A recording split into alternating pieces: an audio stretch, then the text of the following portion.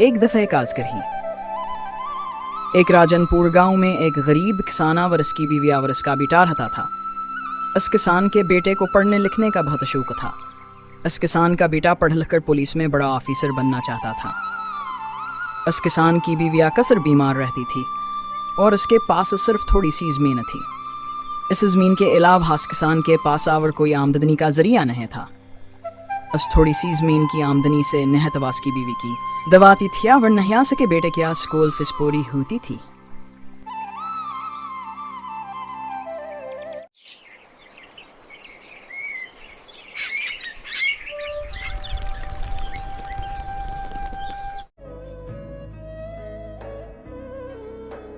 अरे सुनते हैं जी, मेरे सर में बहुत दर्द हो रही है। मेरा डॉक्टर के पास जाना ज़रूरी है। मैं तो कहती हूँ सेठ के पास जाओ और पैसे ले आओ, वरना हम ऐसे ही बैठे रहेंगे। वो बहुत चालाक और खड़ूस सा है। वो मुझे तो लगता है पैसे देगा ही नहीं। वो तो हर वक्त गुस्से और गुरूर में रहता है। जाकर मैं कोशिश तो करता हूँ और उसको मिन्नत तरला करता हूँ, अगर उसने पैसे दे दिए तो। तुम परेशान मत हो, मैं भी जा रहा हूँ। अरे अभी बेटे की फीस भी तो देनी है और खेती के लिए भी पैसे नहीं हैं। मैं तो कहती हूँ सेठ के पास जाओ और पैसे ले आओ। फसल पकने पर उसको पैसे वापस कर देंगे। अब जल्दी से जाओ, मेरा सर दर्द से फट रहा है। मुझे डॉक्टर के पास जाना है। जाओ और पैसे ले आओ।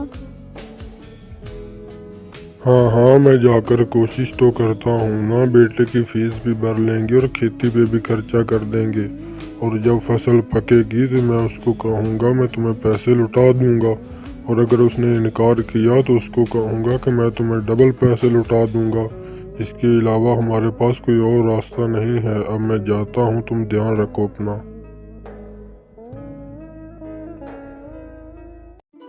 फिर वो किसान गांव के एक जमींदार के पास पैसे उधार लेने के लिए जाने लगता है। वो जमींदार बहुत ही जालिम था। वो लोगों के साथ इंसाफ नहीं करता था।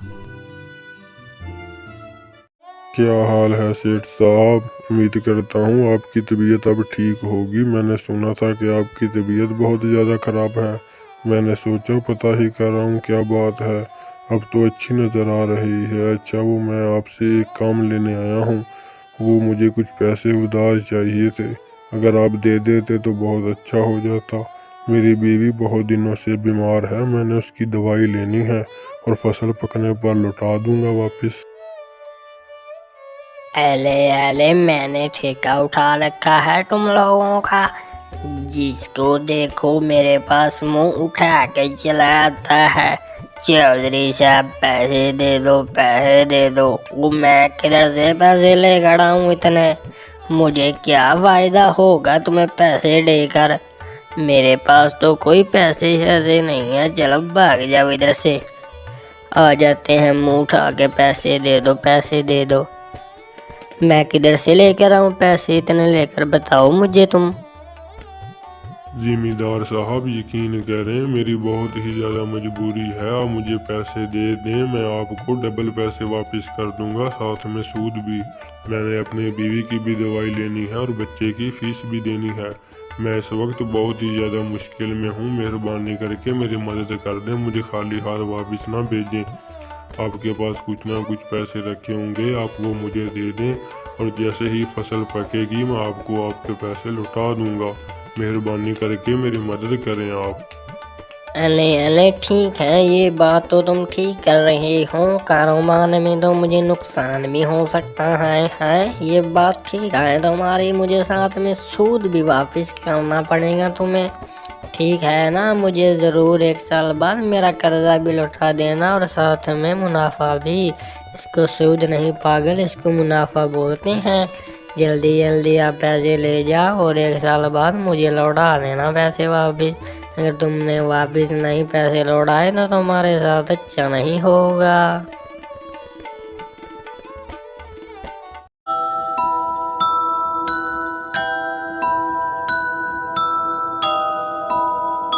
फिर वो जमींदार इस किसान को पैसे दे देता ही। वो जमींदार बहुत ही जालिम और लालची इंसान थिया। वो दूसरों की मजबूरी का फायदा उठाता थिया और किसान बेचारा मजबूर थिया। वो न चाहते हुए भी पैसे ले लेता ही। और फिर शाम हो जाती है। उसकी बीवी की तबीयत बहुत ही ज्यादा खराब हो जाती है और किसान की बीवी वहीं दम तोड़ देती है और मर जाती है।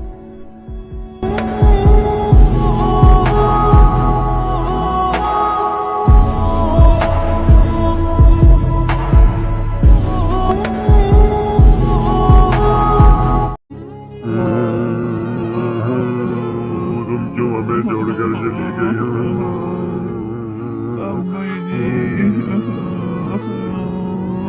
क्यों चली गई इतनी जल्दी इस दुनिया से? अब हम क्या करेंगे?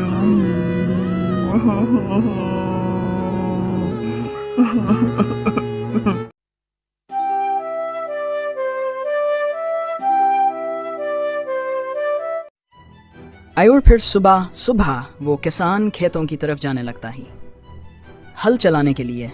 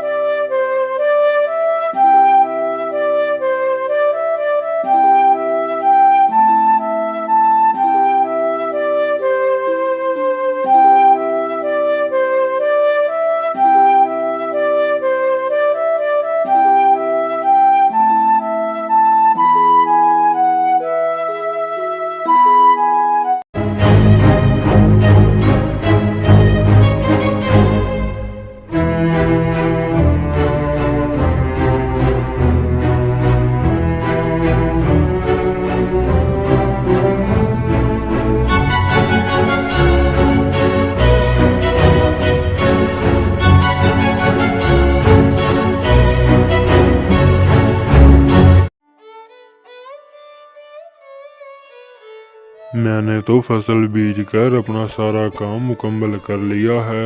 अब खैर खैरियत से सारी फसल पक जाए और मैं चौधरी साहब का कर्जा उतार दूँ। वो तो मेरे ऊपर बोझ ही बन गया है। पिछली दफ़ा तो सारी फसल गीदड़ों ने ख़राब कर दी थी। उम्मीद है कि इस दफ़ा गीदड़ ख़राब नहीं करेंगे और फसल खैर खैरियत से पक जाएगी। बस अब चौधरी साहब का कर्जा उतर जाए कैसे भी, नहीं तो बहुत मुश्किल हो जाएगी और मैं तो बहुत ही ज़्यादा दुखी रहने लगा हूँ।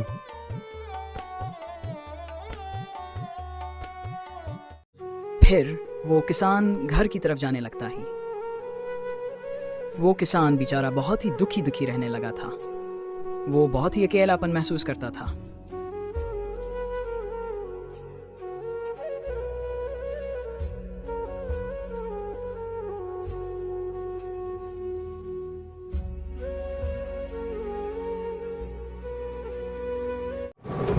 फिर पूरा साल गुजर जाता है और इस किसान की फसल पकने में कुछ ही दिन रह जाते हैं।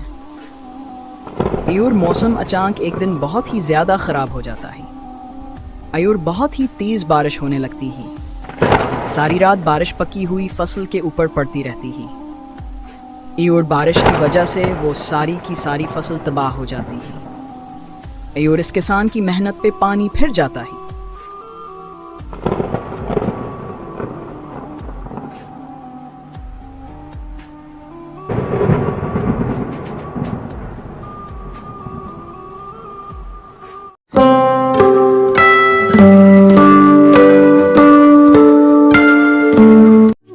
और फिर सुबह हो जाती ही। और किसान अपनी फसल को देखने के लिए खेतों की तरफ जाने लगता है। वो बेचारा गरीब किसान बहुत ही दुखी और परेशानी की हालत में जा रहा था, क्योंकि उसकी पकी हुई फसल पे सारी रात बारिश बरसती रहती है।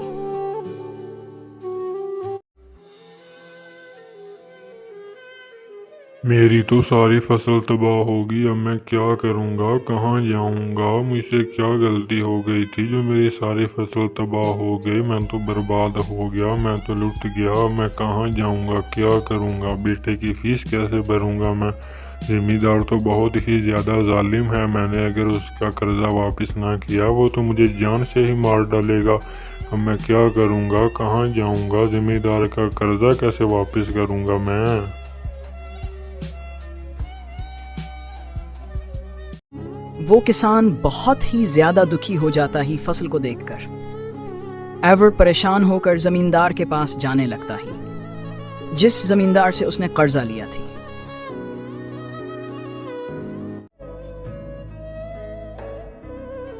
वो चौधरी साहब, मैंने आपसे ये कहना था कि मेरी सारी फसल तबाह हो गई है जो कल रात बारिश हुई थी, तो मैं इस साल आपका कर्जा वापस नहीं कर पाऊंगा। आप मेहरबानी करके मुझे 1 साल का टाइम और दे दें और मैं आपका कर्जा वापस कर दूंगा। मेरी बहुत ही ज़्यादा मजबूरी बन गई है। अब मैं क्या करूं, मेरी सारी फसल तबाह हो गई है और मेहरबानी करके मुझे थोड़ा सा वक्त और दे दें, मैं आपका सारा कर्जा लौटा दूंगा वापस।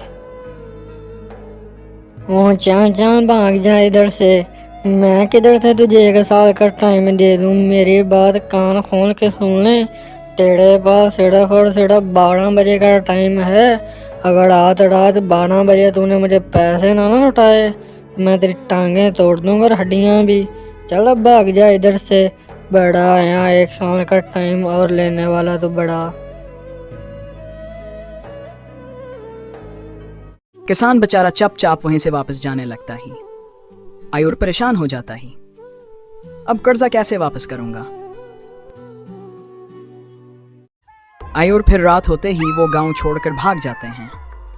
वो दोनों बहुत ही ज्यादा डर जाते हैं। इस जमींदार से वो बहुत जालिम आयुर सख्त दिल था।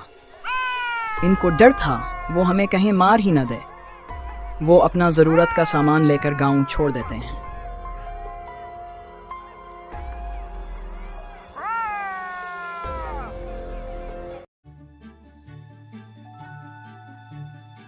ऐ शख्स, तुम कौन हो और इतनी रात के वक्त इस जंगल में क्या कर रहे हो? हाँ, कौन हो तुम और इस दरख्त के नीचे कैसे आए? अरे मैं एक मुसाफिर हूँ। मुझे जल्दी से इस दरख्त के नीचे निकालो, मेरी टांगें टूट रही हैं। मैं बहुत देर से इसके नीचे दबा हुआ हूँ। मैं यहाँ से गुजर रहा था तो अचानक ये मेरे ऊपर गिर गया। मेहरबानी करके मेरी मदद करो, मुझे निकालो।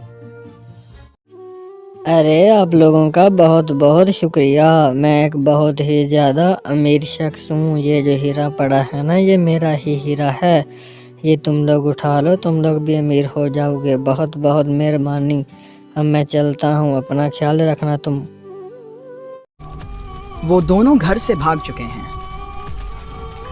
ये सुनकर जमींदार बहुत ही ज्यादा गुस्सा हो जाता है। वो जमींदार उनके घर पर भी कब्जा कर लेता है और जो इस गरीब किसान की थोड़ी सी बची हुई फसल रह गई थी उसको भी जला देता है।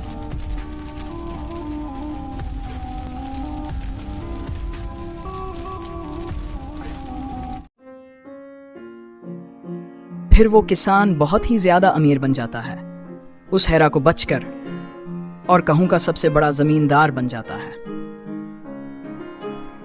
और फिर वो जालिम जमींदार को पुलिस में रिपोर्ट करके उसको अमर कैद करवा देता है, जिस जमींदार ने उसकी फसल जला दी थी, और पुलिस को रिश्वत देकर इंसाफ ले लेता है। फिर वो अमीर होकर कहूं में खुशी खुशी रहने लगते हैं।